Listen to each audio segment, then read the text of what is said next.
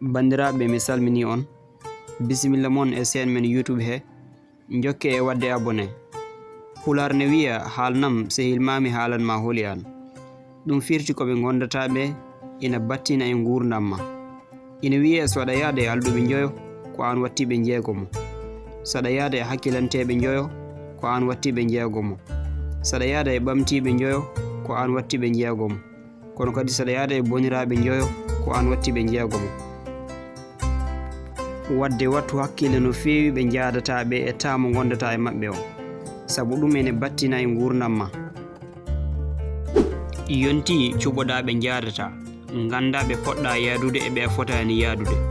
E vidéo o mamin kalani yimɓe jeeɗiɗo ɓe poɗɗa yaltinde e gurdam ma eɓe mbawi bonnude gurdam ma. Te a tanka aɗa yaada e maɓɓe sattat ɓamtoɗa e aduna. Jaafoɗon noon ene wawi wonde ɓadiɓe on walla sehilaɓe mon walla ɓe jiiduɗon. Kono saɗa yaada e neɗɗo ko jaadata e makko ko ɓeydanimo yonti ƴewtoɗa hakkude mon. Adi fof ko jamfante woni ɓurɗo mettude andude, sabu ko huɓtudini ko naafige o wonata. Ko hollata mako wona ɗum woni e makko, sabu nde o holluma jikku makko gongira e gonga fof gaccamo. Ko on woni ngatowo no wutta. O hollirat omo yidma. Nde o fewniti e ma fof o hollira hoore makko. On woni deninowo ma ina fewjanma. Ngam ganda on neɗɗo mamin kalane seeɗa e jikkuji makko. Ɓuri hen tengtude koɗo tolni fof ertoto ko famɗindema. Te kala nde o yi goɗɗo ina haala e ma ko moƴƴi a yiyaɗ yeeso makko he o haaba walla gañgu. O yiɗa hay goto heɓtomo walla fota e makko. O jogota ko sikki sakka boniddema ngam yimɓeɓe jawma. Nde kalanɗa mo cuuɗinima fof sa yalti nana ɗum e ñalawma goto. No foti yimɓe nanɗa vidéoji mumen cara e layreytiren ɗo, te ko ɓuri hewde waɗoɓe ɗum taw ko ɓalliɓeɓe walla ɓeɓe jaggirno sehilaɓe. E kaala e jomum ko ganduɗa hay goto jokkodirta e mum. Wadde haade ma yettade toon rento yimɓe waaɓe noon ɓe. Ɗimmo o komo fewani walla mo aala e mum hoolare. Hoolare woni ko adi e gondigal e kala ko ngal wawi wonde. Saɗa yaada e mo ganduɗa a wawa dañde mum hoolare yonti taƴa jokkodiral hakkude mon. Saɗa yaada e baɗo noon ɗo tolniɗa fof a wattat e mum hakkille. Aɗa ƴewto accu on jaada e mo koliɗa bawɗo mo moftande cuuɗinima. Tataɓo o woni mo ala yakar haydara e aduna. To tawɗamo fof omo woyto. On kala ko jogui o yiyata ɗum. Teɗo woni fof omo woyto. Weɓani ko heewi e woytotoɓe mbaɗata haydara. Hayɓe etota ko waylude koɓe goytoto ko.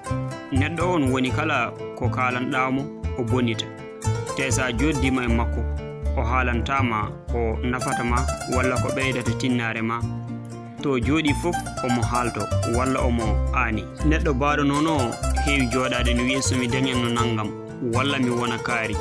Neɗɗo baɗo noon moƴƴani e ma, sabu o bonnat fandare ma e eɓɓo ma hayso a suwa fuɗɗade. Te omo wawma rabde e jikku makko o ha wona haydara etota koye aduna.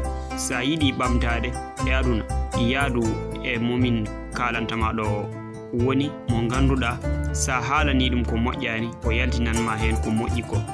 Te caɗele ɗe keɓɗa fof o yaltinma hen walla o yaada e ma hen. On nde jooɗiɗon fof o wiyatama ko tinno e ko jiɗɗa ko. Sa ala neɗɗo baɗo noon ƴewɗum e laylaytiren ɗo he walla ƴeewa tarih maɓɓe walla ƴeewa defte ɗe ɓe bindi.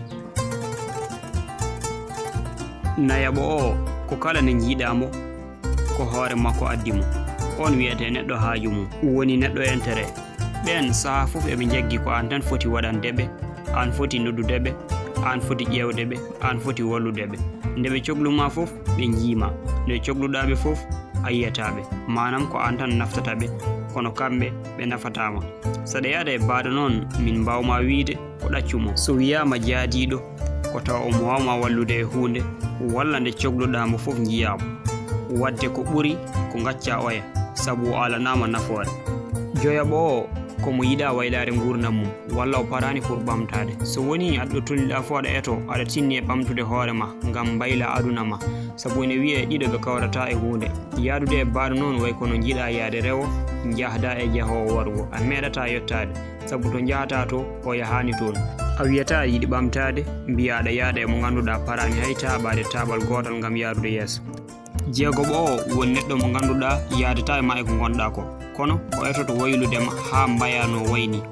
ɗo tolni fof o yiɗata ko ya wano wayni, te neɗɗo fof eno mbaɗa eno Allah taginma, an tan foti ƴettude feere waylude aduna ma. wona goɗɗo forsata ma ya wano wayni, ina wawi wonde no yiri ya wani wona ko welma walla wona ko ɓuuri e ma. saɗa yaada e baɗo noon koye tampere koɗata, a waylotako e ko gonɗa ko, a wonta ko woni ko. kala jaadowo e ma yo jaɓ jaadude e ma e ko gonɗa ko. ɗum woni komin mbinoma koto dartino e hay goto. jeeɗiɓijo o woni yimɓe mawnikiniɓe, ɓen goni jagguɓe kañumen ɓuuri fof, kamɓe ɓuuri ƴoƴde fof. ɓen ƴettata hayta goto wondude e ma, eɓe jaggi ko kamɓe keedma dow. yaadudeɓe e ma ko ustude koye maɓɓe. ɓen kala to ɓe goni e nder yimɓe ɓe jiɗata ko mawninede e mantede, ɓe dañata ko weli ɓe muk so ɓe dañani ɗum. ɓe cekkitta ko hay lawol gotol e ko ɓe goni e mum ko. ɓe mbawi yaadude ko e moɓe kalfi, moɓe mbiyata wat waɗa, accu acca. so aɗa yaada e baɗo noon a yiɗa o halfuma yonti ƴewtoɗa hakkude mon. on ko an rewata caggal mum, o hormotakoma saabu omo jaggi ko kanko ɓurma. te so andi ko jiɗɗa ko koye hen o rewata gam o heedma dow.